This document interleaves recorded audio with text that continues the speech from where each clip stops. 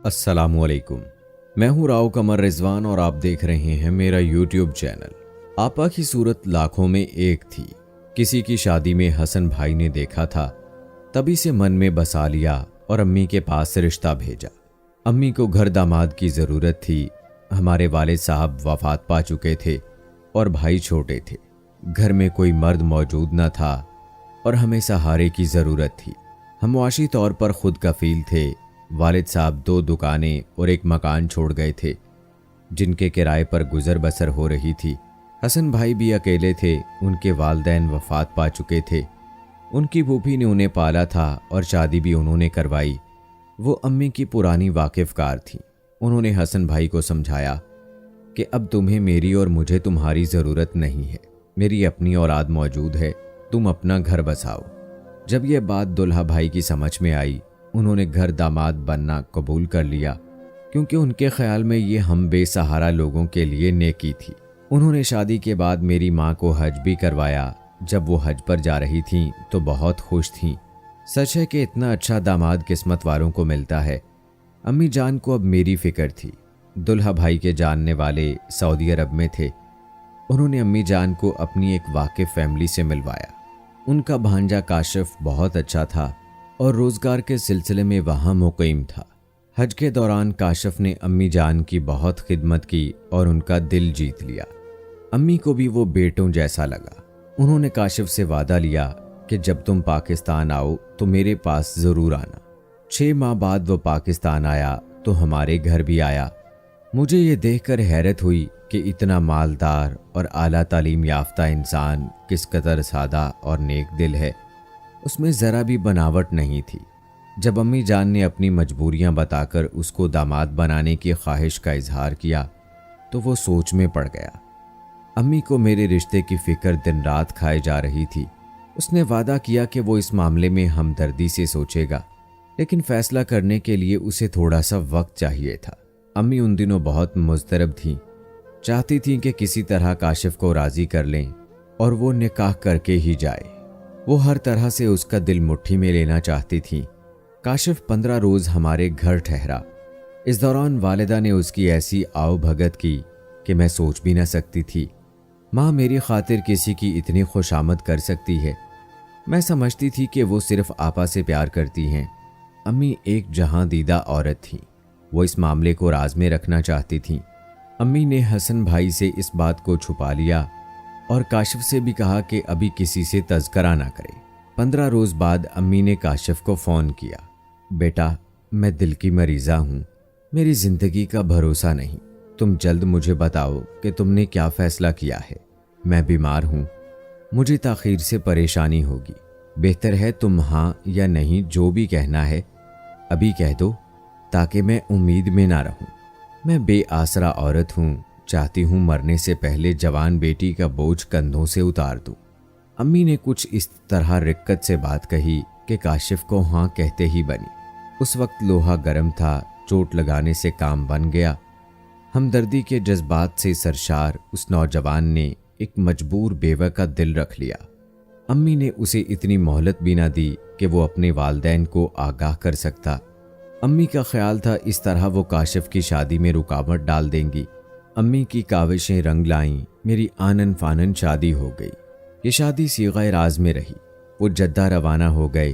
3 माह बाद आने का वादा करके अम्मी ने सुकून का सांस लिया। अब मैं सुहागन थी और मेरी माँ फूली नहीं समाती थी। वो बड़े फ़ख्र से कहती कि मुझे दोनों दामाद ऐसे मिले हैं जो मेरे घर को अपना घर समझते हैं। माँ की बात दुरुस्त थी। हसन भाई ने अपनों को हमारी खातिर छोड़ दिया था और अब काशिफ भी अपने वालिदैन से कटे हुए थे। अम्मी जान ने एक बात अच्छी तरह मेरे जहन में बैठा दी थी कि ससुराल वालों को ज़्यादा लिफ्ट नहीं कराना, वरना वो तेरे मियाँ की कमाई लूट कर खा जाएंगे। मैं उन दिनों 17 बरस की थी। अकल से नहीं सोचती थी। जो माँ कहती मैं उस पर बिना चूं चरा अमल करती थी। अम्मी जान ने मुझे सिखा दिया था कि सास ससुर के खतूत शौहर तक न पहुंचने देना। वो अगर रहने आ जाएं तो उनके साथ सीधे मुंह बात न करना, वरना वो तुम्हारे गले पड़ जाएंगे। ठीक 3 माह बाद काशिफ जद्दा से लौटे। उन्होंने वालिदैन को बता दिया था कि वो शादी कर चुके हैं। वालदैन की आरजू थी कि बेटे का सेहरा देखें, लेकिन पता चला कि बेटे ने उनको अपनी खुशी में शामिल किए बगैर ही ये काम कर लिया है, तो सख्त आर्जदा हुए। ताहम मुझे देखते ही उनकी तमाम आर्जदगी ख़त्म हो गई। तभी उन्होंने मुझे ढेर सारी दुआएं दी और सोने के जेवरात भी दिए।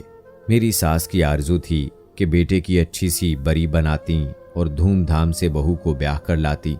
उन्होंने ये आरजू भी पूरी कर ली। मुझे खुद बाजार ले जाकर बहुत उम्दा जोड़े खरीद कर दिए, मिठाई बांटी, गर्ज अपनी खुशी पूरी की। मैं मानती हूँ कि मैं उन दिनों बहुत नादान थी।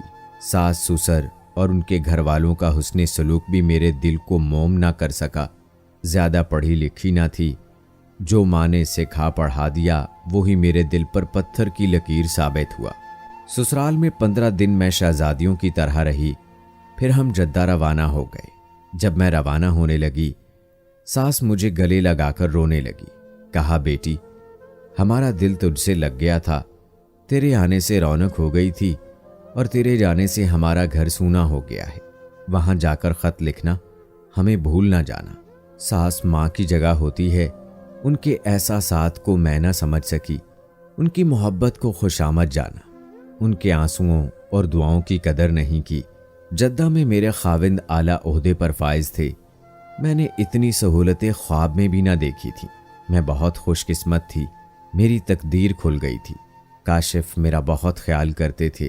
वो निजी खतूत घर के पते पर मंगवाते थे, लिहाजा मैं उनके वालदैन के खतूत खोल कर पढ़ती और फाड़ देती।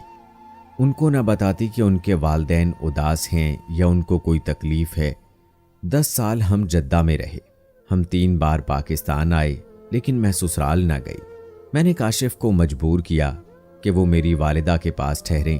अपने वालदैन से मिलने वो 1-2 बार सरसरी तौर पर ही गए थे।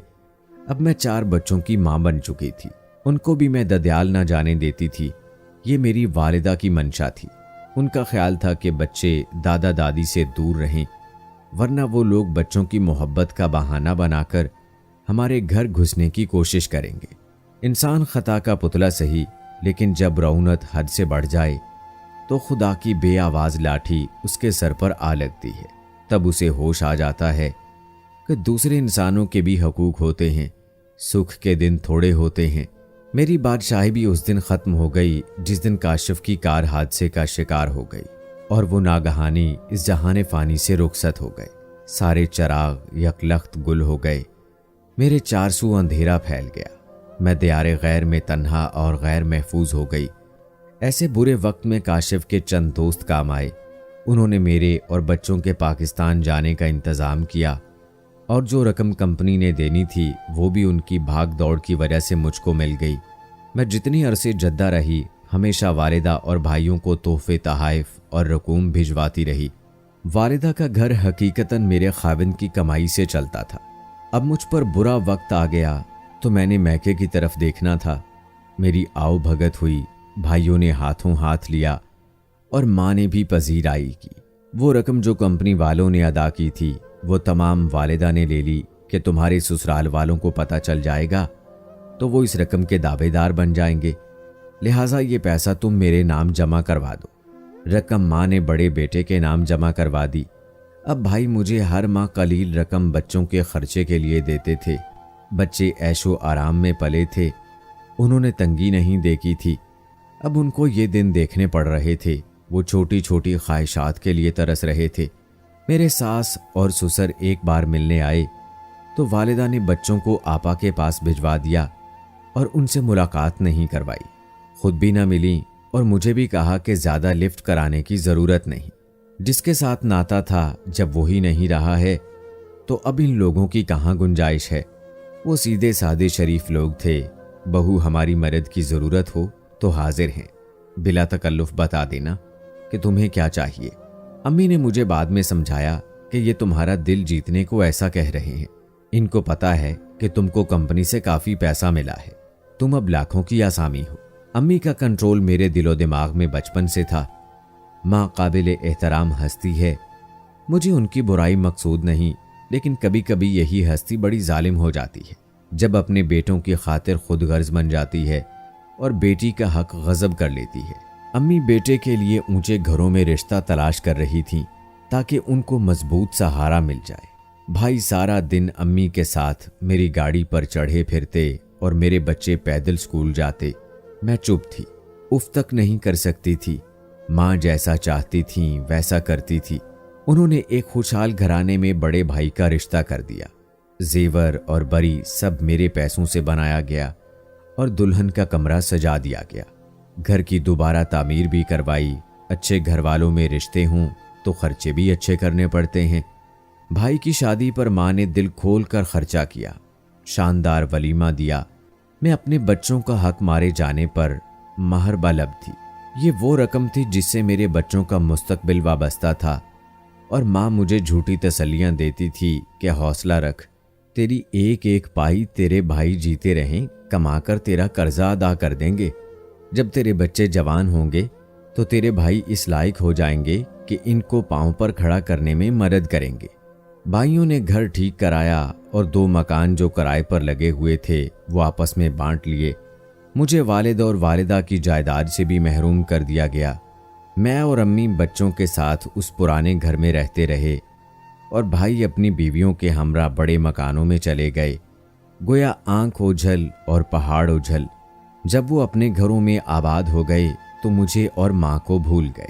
मेरी रकम से उन्होंने अपनी जिंदगी संवारी, आसाइशें हासिल कर लीं।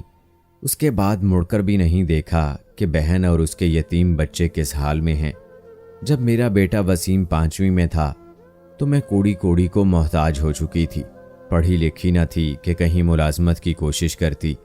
माँ से कुछ कहती तो वो अपनी मजबूरी जाहिर करती। कभी बेटों को कभी मुझे बुरा भला कहने लगती थी। वो खुद अब कोड़ी कोड़ी को मोहताज थी। तमाम रुपया अपने बेटों को खिला बैठी थी। अब कोई रास्ता ना था। इधर ये हाल कि मेरे बच्चे तालीमी अखराजात ना होने की वजह से स्कूल से बाहर हो चुके थे। मैं कई बार भाइयों के पास गई। उन्होंने आएं बाएं शाएं की और भाभियों ने तो पानी तक का ना पूछा। भाई बोले, अभी हमारे हालात ठीक नहीं हैं, जब पैसे आएंगे लौटा देंगे। थक हार कर घर बैठ गई और अब फाकों की नौबत आ गई। जब बुरी तरह बेवगी के हालात में घिर गई तो एक रोज ससुर साहब का ख्याल आया। सास ससुर में बुराइयां तलाश करने की कोशिश की, कोई बुराई ना ढूंढ सकी। अब दिल की अदालत में मुजरम बनी। उनका क्या कसूर था? वो तो मोहब्बत करते थे, मेरे बच्चों से प्यार करते थे, उनको गोद में लेने को तरसते थे। लेकिन मैंने ये क्या किया? उनकी औलाद को उनसे दूर रखा और बच्चों को उन्हें छूने तक नहीं दिया। ये कहाँ का इंसाफ है कि वालिदैन जो पालते पोसते हैं, बड़ा करते हैं, जब बेटा जवान हो जाता है तो फिर वो अपने वालिदैन को भुला देता है। कुली तौर पर बीवी बच्चों का होकर रह जाता है। काश मैंने अपनी माँ की बातों को गिरह में ना बांधा होता, अपने सास ससुर का ख्याल किया होता तो वो अपने पोते पोतियों के सर पर हाथ रखते। एक दिन मैं बाजार से गुजर रही थी, खुरम की दवा लेनी थी कि अचानक ससुर साहब क्लिनिक पर मिल गए। मुझे देखकर फौरन मेरी तरफ आए और बोले, क्या बात है बहू, खैरियत तो है? खुरम बीमार है, इसकी दवा लेनी थी। कहते हुए मेरी आंखों में आंसू भर आए। वो भी मुझे रंजीदा देखकर आबदीदा हो गए। कहने लगे, मैं डॉक्टर को दिखा देता हूँ, ये डॉक्टर मेरा बेटा बना हुआ है। उन्होंने पोते को गोद में उठा लिया। उसे बहुत तेज बुखार था। डॉक्टर को दिखाया, फिर कहा, बेटी नाराज ना होना, अगर कहो तो 2 मिनट के लिए घर चलें। बच्चों की दादी इनके लिए बहुत उदास है, इनको देखने को हमारी आंखें तरसती रहती हैं। उन्होंने मेरे लिबास से हमारी खस्ता हाली का अंदाजा लगा लिया था। मैं उनके साथ गाड़ी में बैठकर उनके घर चली गई। जैसे ही मैंने घर में कदम रखा, मेरी सास ने कहा, बिस्मिल्लाह, खुदा तुम्हें सलामत रखे। आज मेरी आंखें रोशन हो गई हैं। तुम कैसे आ गई? यकीन नहीं आता। वो अपनी जगह से उठी और लपक कर मेरे बेटे को गोद में भरा, सीने से लगाया। प्यार करती जाती थी और रोती जाती थी। अपने मरहूम बेटे की औलाद में वो अपने बेटे की रूह को तलाश करती जाती थी। ये नज़ारा देखकर मैं रोने लगी, खुद को लानत मलामत करने लगी कि मैंने इन लोगों पर कितना जुल्म किया है। इनको जालिम समझती थी, हालांकि खुद जालिम थी। पहली बार मुझे एहसास हुआ कि मेरी जात की कुछ अहमियत है। मेरे बच्चों को किसी का तहफ़्फ़ुज़ हासिल है और ये बेआसरा नहीं है। जिन भाइयों पर फ़ख्र था वो तो साथ छोड़ गए और जिनको अच्छा नहीं समझती थी वो कितने अच्छे निकले। गरचे जवां साल बेटे की मौत ने उनकी कमर तोड़ दी थी, फिर भी मेरे बूढ़े ससुर मेरे बच्चों को तहफ़्फ़ुज़ देने के लिए कमर बस्ता हो गए।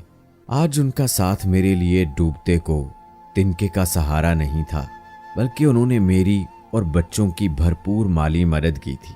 और वो इज्जत व तकरीम मुझे इस घर से मिली जो वाकई एक बहू का हक था। ये ख़ानदानी लोग थे, रुपए पैसे से ज़्यादा इज्जत को जानते थे। उन्होंने मरहूम बेटे की औलाद को ये कहकर सीने से लगा लिया कि ये हमारा खून है और मेरे सर पर चादर डाल दी कि ये हमारी बहू है और बेटी जैसी है। इस घराने की इज्जत इसी के दम से है। मैं ससुराल में रहने लगी। उन लोगों का सुलूक मेरे साथ बहुत अच्छा था। मुझे अपने किए पर शर्मिंदगी होती थी। मैं खुद को उनका मुजरिम समझती थी। उनको तकलीफ दी थी, उन्हें उनके बेटे से दूर रखा था।